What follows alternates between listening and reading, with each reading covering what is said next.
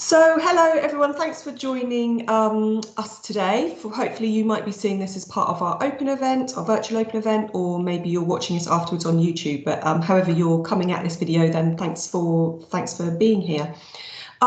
So my job for the college, I'm part of the schools engagement team at the college. So I work with a lot of schools in Milton Keynes and talk to young people, but also parents about what the various options are after GCSEs. So that's obviously, I realise as a parent of teenagers myself, that there are so many different options out there and things have changed so much. So the kind of purpose of this video is I've got our expert here about careers. So Joanna is our careers lead for the college. So we're just going to have a chat about the various options, as I said, that are open to young people after their GCSE. So hi, Joanna. Hello. So first of all, I mean, I know that things have changed and now young people have to stay in education until they're 18 years. And I think that's been in place for a couple of years, hasn't it? A few years. But what are the kind of main options after GCSEs that are open to young people? There are three main options after the end of year 11, and there's also sort of one other one which I'll mention briefly. Brilliant. Three main options are the traditional route of sixth form, Yep. where you typically study 3 subjects at level 3. The next option is college, where you would normally study 1 subject at levels 3. There are other levels as well. Yep. Or the third option is an apprenticeship, which is where you get a job. And 80% of the time you're in work, 20% of the time you're in a college of some form, learning a qualification relevant to that work. The fourth option, which is not a very sensible one in my opinion, but you can go and get a job, but there must still be some part of your life spent getting a significant qualification. Unlike an apprenticeship, it doesn't need to be related to the job. So that's probably a bit more tricky because would you have to organise the education part of it yourself? Okay. Yes. So you could, for example, have a job working in retail and be doing a part-time course in business. Right. But you would have to get those two to marry together yourself, whereas with an apprenticeship, it's also supported. Okay, that's really helpful. Thank you. I think, you know, obviously we want to, as parents, understand what those main options are so that we can at least give a bit of insight to our young people, our children, about what their options are. So that's really helpful. So 3 main options and then one other one. So the first one you talked about was sixth form. So obviously the college is different from sixth form, but why might a young person decide to go to a Milton Keynes sixth form? They can go to any sixth form. They don't have to go to the one attached to the school they're currently at. Cool. Whichever sixth form they choose, it'll be familiar. Either it'll be exactly the same place or it'll be a very familiar way of teaching and learning. Yeah. They should think about that if they like learning in that way. I mean, sixth form is mostly textbooks, whiteboards, lessons. Sure. If they've got 3 subjects that they want to be able to study, if they a little bit possibly nervous about going out into the world, sixth forms are very familiar and comforting and a very, very strong pastoral support. But also there are still a very few careers which want A-levels rather than diplomas, medicine being one of them. Oh, yeah, sure. And you can understand with all the kind of changes and everything that has gone on over the last 18 months, 2 years, that young people might think, do you know what? You know, I just want to have the familiar and the safe surroundings around me. So, as you said, that's really, you know, good option if that is you. I think it's about knowing yourself, isn't it? Okay, so then the other option that you mentioned obviously is college. So why might college be a good choice for a young person after GCSEs? College, you only have to study 1 subject, so you haven't got to find 2 others to fill it in. And so that's great if you absolutely love business or health or engineering, then you haven't got to find others to go with it, which is fantastic. It's great if you've had enough of school and you want to leave the school environment. Yeah. Sixth forms are more relaxed than year 11 and downwards, but still not as free as college is. Sure. There's good and bad points to that, obviously, but kind of as you're nudging 17, a lot of students are ready to take control of their own lives. Yeah. If you feel you're mature enough to drive your own education and learning, then college is going to be much better for that sort of thing.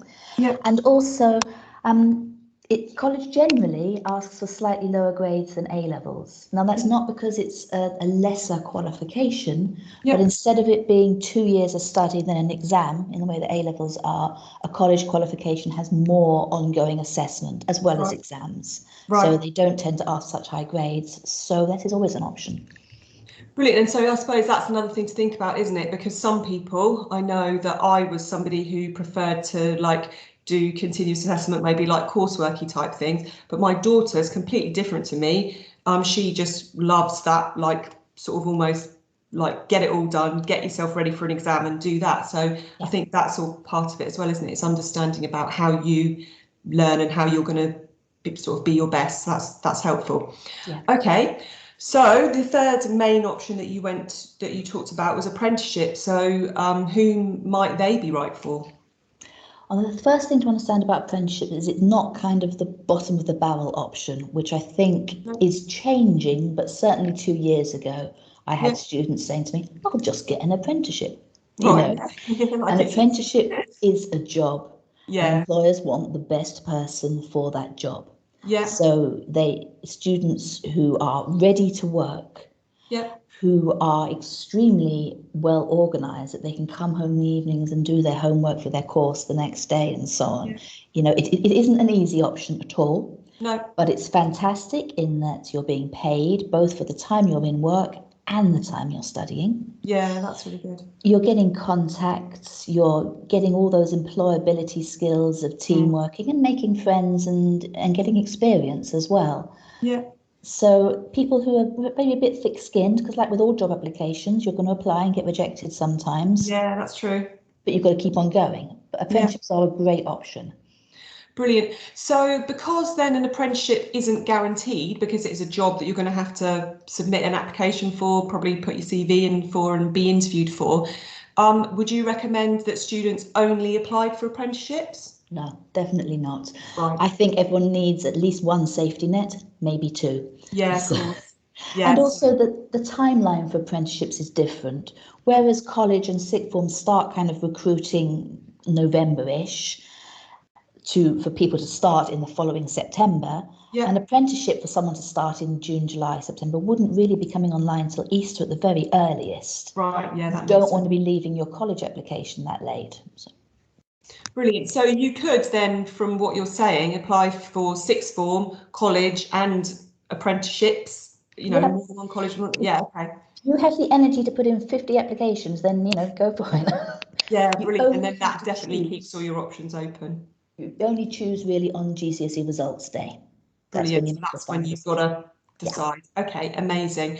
So another thing that people might have heard about are T-levels. So can you tell me a little bit more about T-levels? They're very new, so I might just check my notes as I speak. Yeah, no, fair enough. They've been brought in at level 3. Level 3 is A-levels and extended diplomas. It's the level you need if you want to go on to university. So sure. T-levels are new level 3 qualifications. They are vocational in the way that BTECs and diplomas are, but they're also very academic. So you need strong GCSE grades. Yeah. T-level students are probably thinking of university afterwards. Don't have to, but that's kind of the route. It's the other way round to apprenticeships. You do get industry experience, but it's more 80% time studying and 20% time in the workplace rather than the apprenticeship way. Okay. There is continual assessment, but there is also more exam work. Milton Keynes, here we offer a few at the moment, I think, digital. I know there's some in planning and surveying. Yeah, for people who want to go and be surveyors and architects, yeah. So once again, I think they're great. There's always been this sort of divide between academic and vocational education. T-levels, I hope, will stop that. And there's going to be many more coming on stream in the coming years. That's exciting. Yeah. That's really good to know. Okay, so there will be people who, university is still a brilliant option for lots of people. Is that an option with all of the 3 next steps after GCSEs? Yeah. Absolutely, yes. Okay. You can go to sixth form and university, college and university, get an apprenticeship and university, get an apprenticeship and get a degree that way. I mean, you can just keep on mixing and matching. Brilliant. The only other thing I wanted to check is with an apprenticeship, what happens if you feel like straight after your GCSEs, you think an apprenticeship is a good idea, but you're not quite ready to do one there and then. Is it like because I think that T levels you have to, you know, do them straight after your GCSEs. Is that the same with apprenticeships or not? No, there's no age limit on apprenticeships. Okay. Yeah, so you could, if you were sort of maybe thinking it is a good thing, but not necessarily for me at 16, then you can do a college course, go to sixth form, and then do that afterwards. Yeah. That's really helpful. So again, another thing about university, obviously, as we said, with some careers you like, there's no option, you have to go to university. But what's your kind of opinion on whether it's still worth it? We keep hearing like that students might have to start paying their student loans back earlier once they've graduated and things like that. What's your opinion? Oh, it's tricky because I have two children. One is real university, loves her books, wants to be a doctor. The other, maybe it's a boy thing, I don't know, sorry, it's a bit sexist. He does not love his books. He's bright, but he wants to get his hands dirty, literally. Yeah. So they are classic university and apprenticeship people. And I just think it's great that there's an option. If you're not a book learner, it doesn't mean the end of the world for you. Yeah. University is a rite of passage. Yeah. It is. I went and it is a fantastic time. There is no other experience like it. It's much harder to do as a mature student than at 18 or 19. That's a good point. But, you know, I do recognise it is at least 3 years of more learning and not earning very much anyway. And there is the whole thing of the student loans, which the headlines of those are terrifying. The detail isn't as bad, but when you look at the headlines of student loans, it's awful. So you can get all the way up to a master's degree through apprenticeships. Right. Now, it's not an easy route, and the competition is incredible, but it is there as an option. Now, I do know some students who have got degree apprenticeships straight from sixth form or college. Yeah. And it's not impossible, but more, and particularly actually in the healthcare sector, these degree apprenticeships are going to people who are already in the industry. Maybe they're a nurse associate, which is sort of a level below nursing. They've worked a couple of years, they've got that experience, and then as part of their own personal development, they then take a degree apprenticeship up to a nursing degree. Okay. So they are there. As with other apprenticeships, you know, you're going to apply for it, you're going to have to be the best candidate for the job at the end of the day. But they're there as a wonderful opportunity. Okay, but you might have to take a sort of sideways step and then progress into a degree apprenticeship. Yes, possibly. That's really helpful.